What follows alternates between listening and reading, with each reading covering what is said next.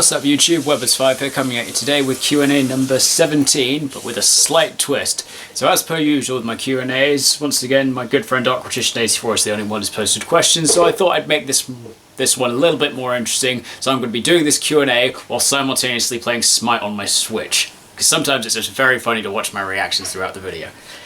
So before we get into his before Darkrotition's questions, he's made a few comments based on the last Q&A, stating, I agree about Ancient Gear Beast, it was annoying back in the day, other than that I had no problem with them, and I did like them until Chaos Giant and Reactor Dragon came out.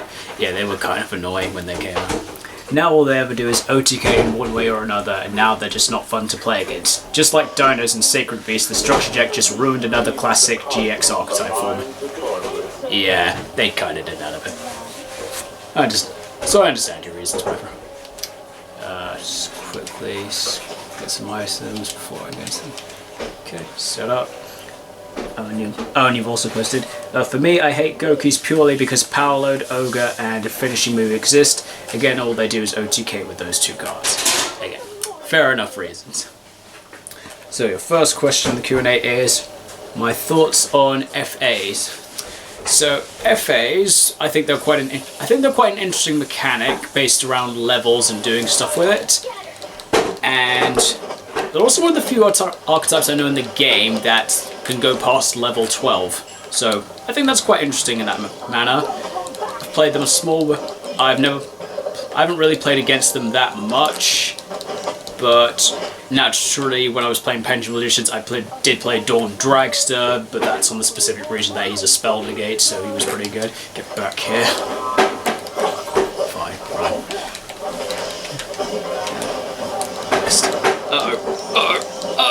Run. Done. So yeah, Future Athlete's pretty interesting. Don't really know too much about what the individual effects do, but as a mechanic, I think they're quite interesting. So yeah, quite like that. Question 2: thoughts on Weather Painter? Weather Painter. In Master Duel, there is a storyline where you have to play as Weather Painter, so I did get to give the deck a try. Honestly, it's really complicated. They're based on columns and doing stuff based on which columns they're in. It got me very confused very easily, and a couple of the decks had some interesting synergy with some of the decks they built, but they were also like really bricky, so didn't really enjoy playing them too much. I haven't really seen lots of people using them at locals, but overall they're pretty interesting. Okay. Stop running away. Oh god, I'm dying. Retreat. Retreat. Retreat. So yeah, Weather Painter, pretty interesting. Don't really have a huge opinion about them too much, because don't really face them enough to have a proper opinion. So yeah, not bad.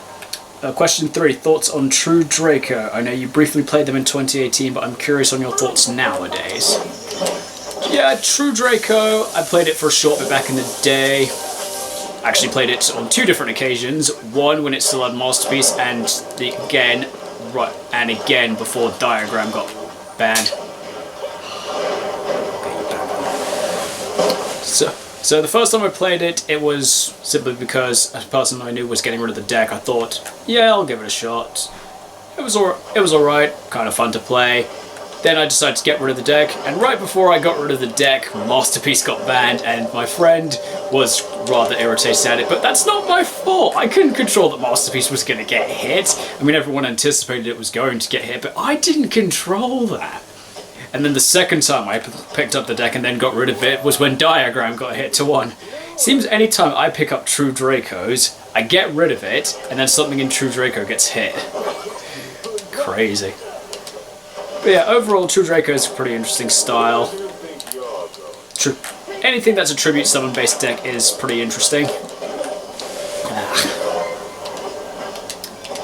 Because naturally, tribute summons, they're already inherently very difficult to play based on being a mechanic based on a slower summoning method. But True Draco has just been one of those decks that can get around it pretty easily, because pretty much the spells and traps can give you additional tribute summons, and they contribute themselves using the spells and traps, which is pretty good. So overall, they're pretty interesting. But currently they're not seeing as much play, probably because Floowandereeze just power crept them as a kind of better tribute summon archetype. But yeah. Question 4, thoughts on Monarchs? See, this is what I said about it being kind of interesting, guys, because as I'm trying to read something, I'm not paying attention on there. So yeah, Monarchs. Again, in Master Duel, I had to play through as Monarchs. Their playstyle is quite interesting, I'll admit.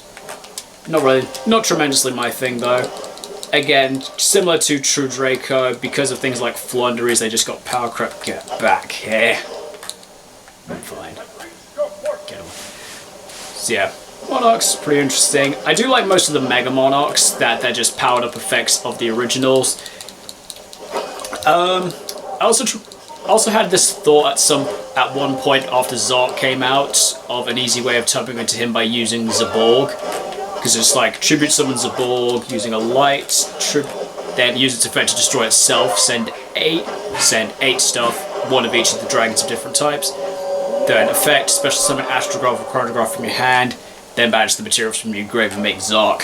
So, I thought it would be pretty interesting. Never actually gave it a go. But, still, it was an interesting thought. Overall, Monarchs, I think, are a pretty solid rogue deck, despite the fact that they're very much known for being bricky. I don't have any kills. Die. Mine. Yes! Oh, got a kill and then I died.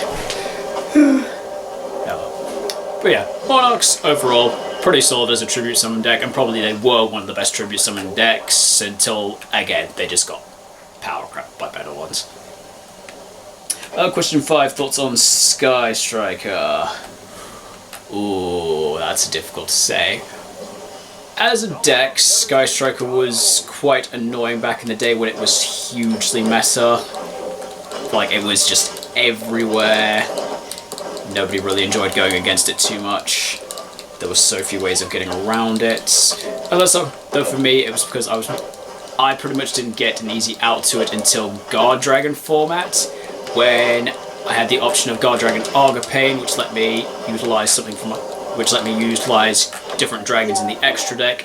My choice against it was what was it called? King Dragoon, who has the effect that my dragons can't be targeted by my opponent's effects, which is essentially most of what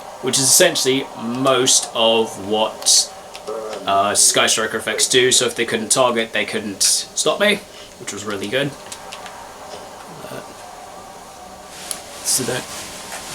And Sky Strikers just kind of went in and out of the format for a while, getting several hits either directly or indirectly, but they always just seem to find a way to keep coming back. Now they kind of seem to be at decent checkpoints now that Engage is at 1, which I'm happy with. Means I don't have to see it too frequently. And because I'm on Endymion now, Endymion's got such a strong matchup against Sky Striker, so I personally don't find it too much of a problem anymore. But overall, it's a pretty decent deck. Question 6, thoughts on Mermail? Mermail, I don't really have too much experience playing against Mermail. Hello. Hey! So yeah, Mermail, like I understand with the Mermail archetype, they're kind of based on discarding to do things, and they work really well with Atlanteans. But don't really have a huge amount of experience playing against them, but overall, for their mechanic, they're pretty interesting. But from the couple matchups I have had against them, they are extremely annoying to deal with, and I don't like their equip spell that can stop a spell card the moment I do it. Back here. Fine. How are we doing overall? We're at a mild disadvantage, no big deal. But yeah, Mermails, they're not bad. Not great either. But still. Stop.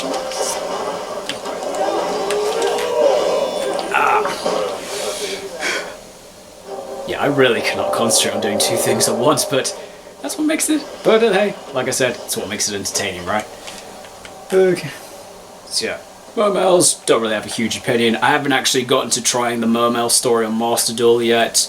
Not really too fussed about it because I'm not really too fussed about having the deck. But I suppose it's extra stuff I could get. Might do it at some point. I don't know.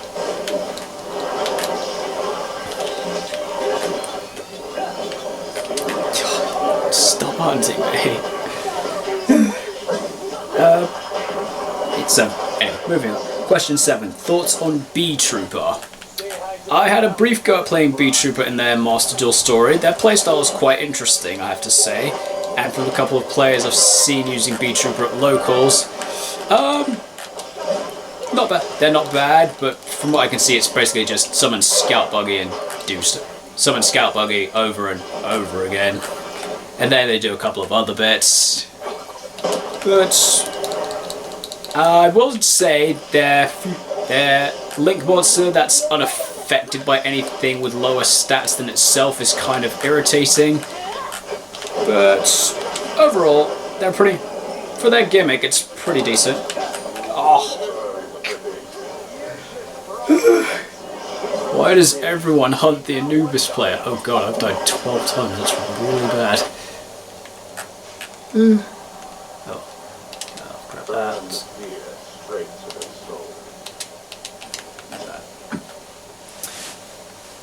So yeah, but playing them I found was pretty interesting. Like they weren't too difficult to use. Yeah. I probably wouldn't play them properly though, but again, for an insect deck, not terrible, but not hugely great. Question 8. Thoughts on UA? I do quite like the mechanics of UAs, of bouncing themselves back to summon other ones, tagging in and out, basically like a team, like properly on sports. The other thing I quite like about Ultra Athletes are some of their effects, like Dreadnought Dunker was pretty good back in the day. It's pretty good. He helped me win the He helped me get top 4 in a Cross Soul sneak peek event, which was really good. Get back here. Don't run from me, boy. I'll get him later. But yeah, Ultra Athletes got some UAs, pretty good mechanic. Quite like them. Dreadnought Dunker was pretty good. Good when they got their priest and support that basically lets them summon from the deck at the cost of a few life points. Wasn't so bad. I'm going to retreat out. So, but I know that they do have like other stuff that like is really quite irritating for some people. That's my boy right there. He can frag anyone.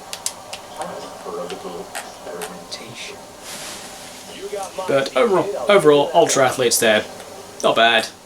Wouldn't say that they're great. Like they can be if they've got the right setups. But naturally, with so many different monsters, it's about knowing which ones you need at which time. So overall, not terrible, not great. Question 9. Thoughts on Invoked? Well, I can't really give thoughts on Invoked as a deck because it's never played as a pure deck. As an engine, it's very strongly viable in fusion-based strategies. Kind of a bit too splashable though, but whatever.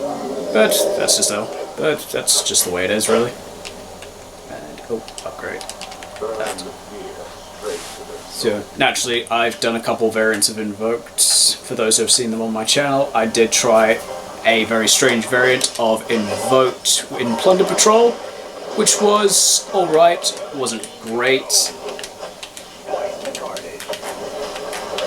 How dare you run from me? Ah. Yeah, I really can't do 2 of this at once, but whatever. It's still all good fun. But yeah, Invoked as an engine, pretty good. Mechaba is rather annoying. I hate that it banishes what it negates, which is quite irritating for me, but so be it. Alistair just being like this easy 1-card engine to do stuff. Kind of very irritating. Too good in my opinion. I feel like they've pretty much Invoke's just one of those archetypes that comes in and out of the formats. Every now and then someone will find some deck that it works really well in.